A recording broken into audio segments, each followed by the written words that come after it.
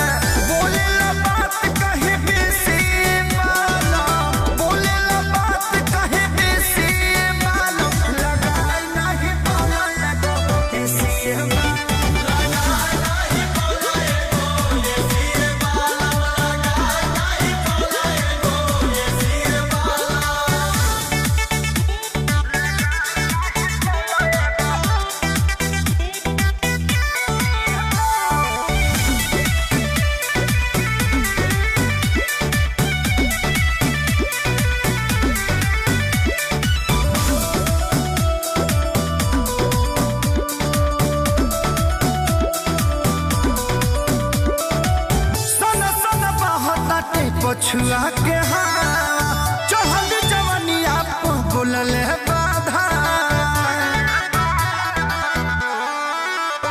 अरे सन सन बहताटे पछुआ के चढ़ल जवनिया बोलल बाधा। भीतरी ले देला कर मिले सी बालम, भीतरी ले देला कर मिले सी बालम। लगाई नाही बोले को एसी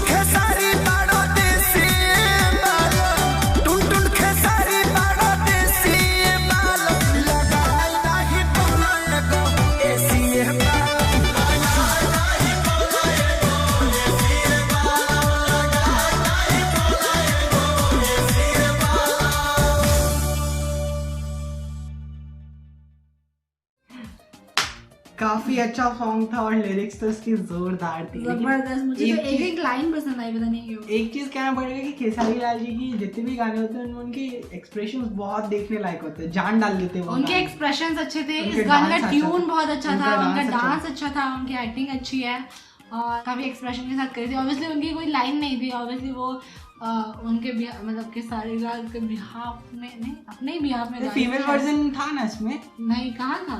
बस लड़का ही गा रहा था क्या? लड़का ही गा रहा था, पर वो लिपसिंग लड़की कर रही थी। गा के सारी जी रहती। खेसारी जी लाइक मैं गा रहा हूँ, तू गा रही है। काफी ज्यादा मुझे तो अच्छा लगा और रोमांटिक सॉन्ग है ये, है ना? हाँ। तो मजा तो आएगा। इसमें एक वाइफ का स्ट्रगल दिखा। और इसकी जो ट्यून थी ना, पता नहीं क्यों मुझे वो बहुत ज़्यादा पसंद आई। मोस्ट ऑफ भोजपुरी सॉन्ग्स हमने सुने हुए हैं बट याद नहीं रहते। मोस्ट ऑफ नहीं सुने हुए मैंने, एक दो हाँ कुछ जो बहुत ज़्यादा ट्रेंड में चल जाते हैं वो सुने हुए होते हैं। और ये तो काफ़ी ज़्यादा मज़ा आया और इसका पूरा गाना ही एंटरटेनिंग था, मुझे 1 मिनट के लिए भी बोर फील नहीं हुआ।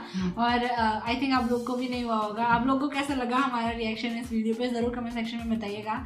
और आप लोग का फेवरेट स्टार कौन है, फीमेल और मेल दोनों एक्टर्स में कौन है, वो ज़रूर कमेंट सेक्शन में बताइएगा। नेक्स्ट हम कौन सा वीडियो करें, कौन सा सॉन्ग, कौन सा ट्रेलर और कौन सा म्यूज़िक, या जो भी आप लोगों का डिमांड हो आप लोग हमें ज़रूर कमेंट सेक्शन में बताइएगा। या तो आप लोग हमें ईमेल भी कर सकते हैं, फेसबुक पेज पे मैसेज भी कर सकते हैं, इंस्टाग्राम पे भी मैसेज कर सकते हैं। और हम ज़रूर कोशिश करेंगे आपकी डिमांड बहुत जल्द से जल्द कंप्लीट करने की। हमारे चैनल को ज़रूर सब्सक्राइब कर दीजिएगा इसी तरह की वीडियो देखने के लिए। हम फिर मिलेंगे इसी तरह की अच्छी वीडियो के साथ, तब तक के लिए bye bye, take care, stay healthy guys, by.